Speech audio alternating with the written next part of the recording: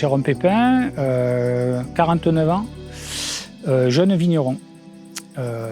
Jeune vigneron parce que effectivement on est sur la propriété familiale, mais que j'ai repris il y a 3 ans seulement.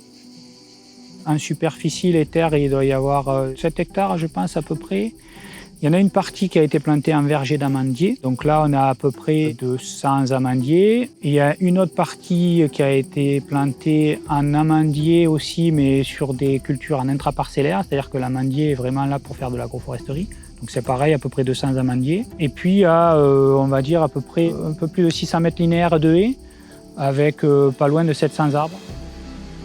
Les couverts végétaux, en fait, c'est le premier levier pour pouvoir commencer à remettre de la vie et dans les sols et au-dessus des sols.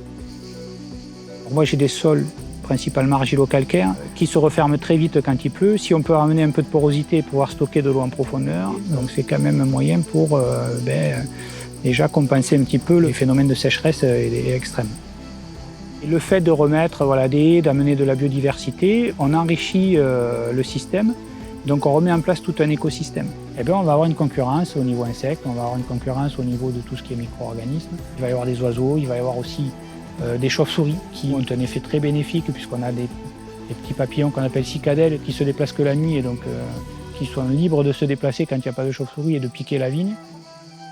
Plus on enrichit le système et on le diversifie, plus il va se mettre en place un équilibre et que ça va fonctionner par lui-même.